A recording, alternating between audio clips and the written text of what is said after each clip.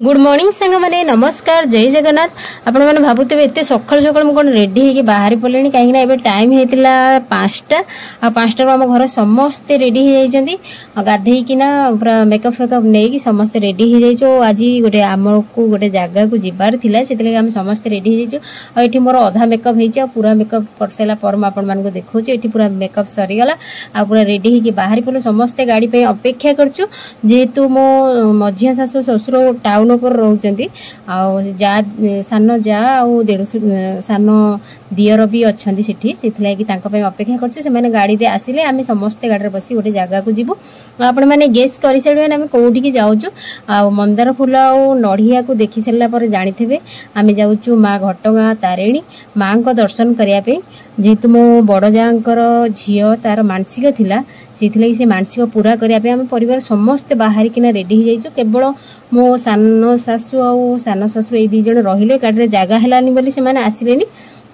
से माने गोटे वर्ष आसी से आसिले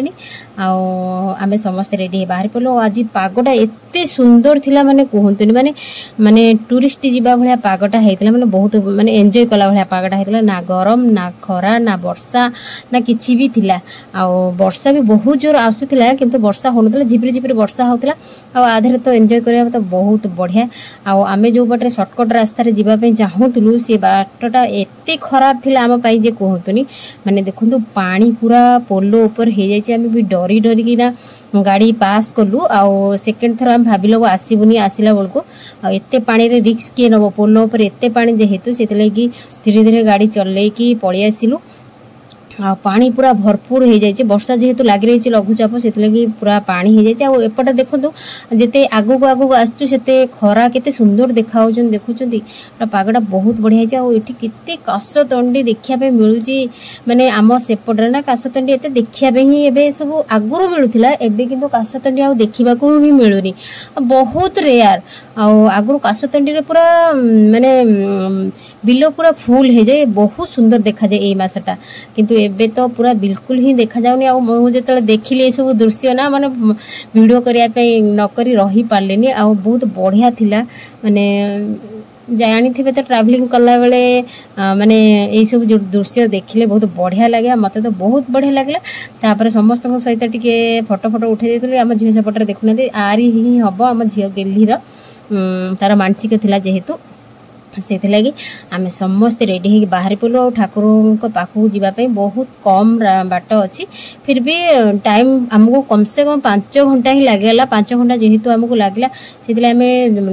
रास्ता जलखिया करके बाहर पड़ू जा पहुँची गलु माँ को पीठे और माँ को दर्शन केमी करी मुना बोधे 20 वर्ष तले ही जाइली माँ को दर्शन करने एवं भाग्य मतलब डोरी लगिला मो माँ को दर्शन करने आसिली ये आम समस्ते डाला हरिका सब किणाकिणी कर सारापर ये तारिणी मंदिर भितर पहुँची गलु जेहेतु मंदिर भितर को नेबेनी मोबाइल अलाउड बाहर जो माने पाचेरी भितर जोटा आठी देखूँ ये गोटे कलश पानी अच्छी पीवा पानी बहुत मीठा पानी थिला बहुत भल आ लोक एते कहतनी एबे जेहेतु नवरात्रि चलती से माँ को दर्शन करने बहुत लोक थे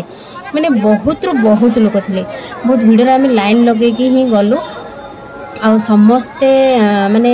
एते लोक जेहेतु भलरे दर्शन है माँ बहुत बढ़िया मजर है माँ को बेश देखी बहुत खुशी लगला एते सुंदर लगला जे कहतुनी माने दिनटा जमती लगला माने मते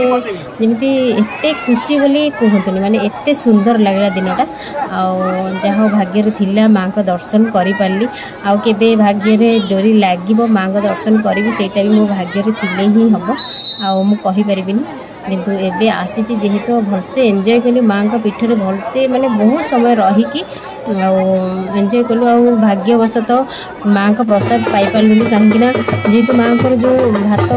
डालमा ये जो प्रसादटा से पाई पार्लुनी आठी देखो माँ को कौन कि जात्रा मुझे जानी ये माने कुहाड़ी टाइप लुहा जिनस कुहाड़ी दा फा यही सब आणिकी से पूजा करते केन्दुझरवासी मैंने यही बोधे आणिकी करुले कौन किसी पर्व थी बोधे माँ का पाखे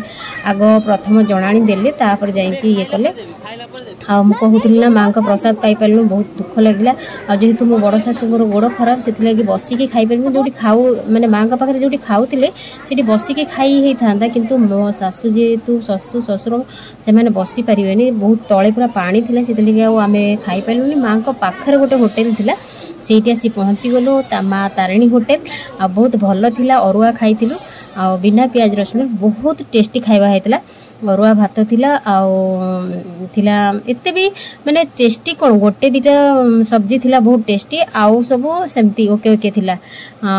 ଗୋଟେ ବୁଟ ଡାଲିର ଗୋଟେ ମିକ୍ସ ଥିଲା, ଗୋଟେ ସୋୟାବିନ୍ ଥିଲା, ଆଉ ପାପଡ଼ ଥିଲା, ସାଲଡ଼ ଥିଲା, ଖଟା ଥିଲା, ଆଳୁ ଚୋଖା ଥିଲା, ଆଉ ଥିଲା ଗୋଟେ କୁନ୍ଦୁରିର ଗୋଟେ ସବଜି ଥିଲା, ସେଇଟା ବହୁତ ଟେଷ୍ଟ ଥିଲା, ମାନେ ଏତେ ସୁନ୍ଦର ଟେଷ୍ଟ। ମୁଁ କେବେ କୁନ୍ଦୁରିର ଗୋଟେ ଏମିତି ଟେଷ୍ଟ ମୁଁ ପ୍ରଥମ ଥର ପାଇଁ ଖାଇଲି, ଆଉ ମୋତେ ବହୁତ ଭଲ ଲାଗିଲା। ମୁଁ ଭାବିଲି ଟ୍ରାଏ କରିବା ଘରେ କେବେ କୁନ୍ଦୁରିରେ ମସଲା ଦେଇକି ସେମାନେ କେମିତି କରିଥିଲେ, ବହୁତ ଟେଷ୍ଟି ଲାଗୁଥିଲା, ଭଲ ଲାଗୁଥିଲା। ତାପରେ ଆମେ ରିଟର୍ନ କଲୁ ଘରକୁ ଯିବା ପାଇଁ, ଆଉ ମାଆଙ୍କ ଦର୍ଶନ ସାରିକି ଆସିଲୁ। ମା ତୁ ଯଦି ଭଲରେ ଆମକୁ ନେଇକି ଘରେ ପହଞ୍ଚେଇ ଦେବୁ, ଆଉ କେବେ ଆମକୁ ଡୋରି